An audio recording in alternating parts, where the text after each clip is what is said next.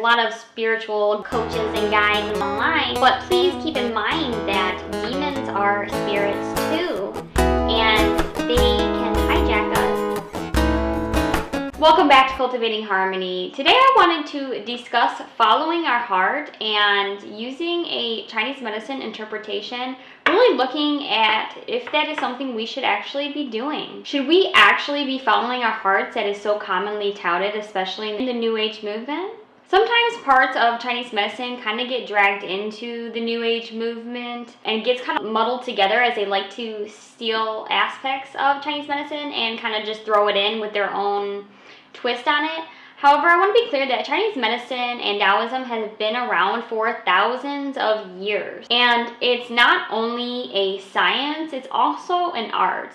And the New Age movement is, obviously a newer phenomenon, and in my opinion is part of a derailment of where we really should be headed. So, with that, Chinese medicine knows that the heart is connected to the summer, and so with it being the summer, I thought it would be a great time to kind of bring up this discussion of following our heart and what that really means, and just kind of probing thoughts on that. The heart in Chinese medicine is also related to the Shen, which kind of translates to what we would consider our mind or spirit. Now, I do speak a lot on developing and cultivating our intuition. And this isn't to say that that process of cultivating and developing it is a very perfect or cut and dry process. Really learning to connect to this awareness. I have found personally with myself and also working with other women that as we are developing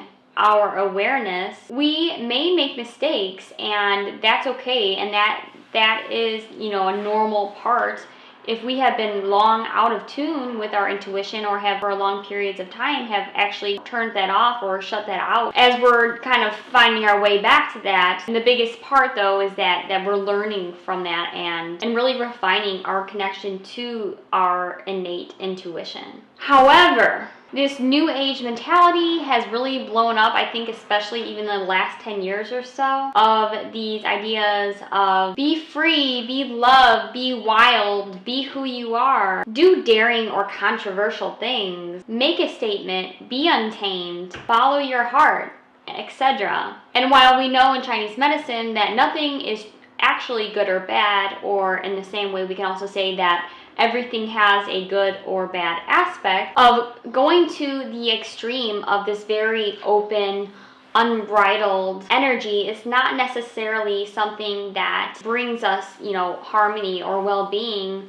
or that is even actually us. Now, what I mean when I say that, and going back to the heart being connected to the Shen, which is related to the mind and spirit, is that when we are in disharmony in this area, it can cause one to have thoughts or beliefs or emotions which might not actually be right or true or align with who we are. Oftentimes, one is not even aware when there is a disharmony taking place, and that, these negative emotions are not actually us, but our spirits passing through us. And they're really actually passing through our weakest point. And our health determines these negative energies get stuck or, get cozy within us. So on the less extreme end of this, we will see things where we have temporary feelings or emotions that are not really positive, such as fear, grief, anger, hatred, worry, or agitation that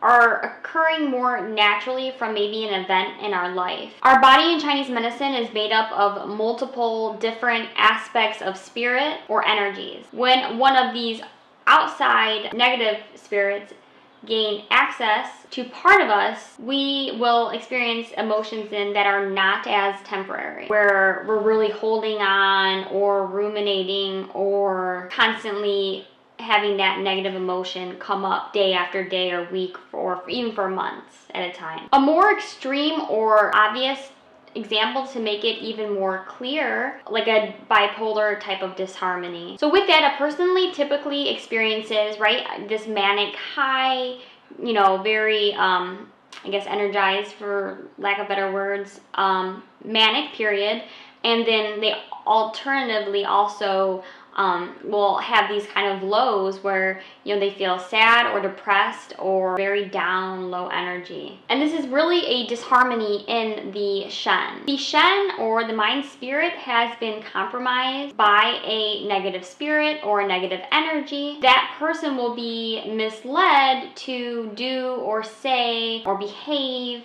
or think things that isn't really that person normally. So when someone is experiencing that high manic kind of outgoing state, you know, sometimes it manifests as someone who will be, you know, very promiscuous, or, you know, sometimes they will go out and do these huge shopping sprees. But then later, when they kind of come down off of this very high manic state and they come back down and, you know, recalibrate down here, that they're depressed, they feel down, and they realize, man, I really shouldn't have gotten with that person, or wow, I really shouldn't have spent $10,000 on whatever, right? Well, you know, reconsider some of the things that they may have said or done, or even felt when they were experiencing that high. You know, and this is just one example of how the Shen in Chinese medicine, in the same way the heart can be misled. I think everyone has experienced, right? Like sometimes your heart, you feel very passionate, or you feel overjoyed or something, and you kind of get carried away. Or you make a decision that have been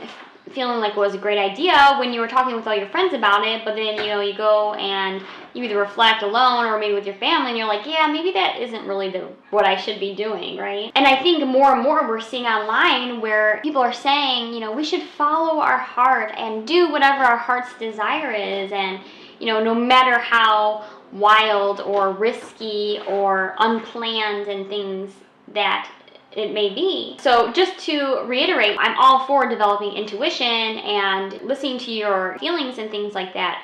However, I dare say that we may have gone to the other extreme and jumped off a cliff. It's not exactly what we should be doing either. You know, going to this other extreme of being too open or undisciplined and risky, especially when it's a repetitive or a deeply, you know, held belief and it seems a little extreme, you know, our hearts can actually be then hijacked by these negative spirits, and that's essentially what is happening. And the trouble with that is very often one doesn't know that this is happening. You're not necessarily aware of it. You know, I think sometimes it's easier for the people around you to notice it, but the person experiencing it doesn't always feel it, and it might even feel good for the time that the person is experiencing, you know, this kind of inflated energy. You hear people say that they are spiritual, and there's a lot of spiritual, you know, coaches and guides and leaders online, but please keep in mind that demons are spirits too,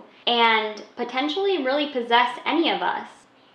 And we could even currently be possessed by something and not know it. Even, you know, like I said, these spiritual coaches or gurus or whatever, you know, even though they may be very charismatic or beautiful or say very intelligent or poetic or seemingly nice things, that doesn't necessarily mean that they are not possessed by something negative.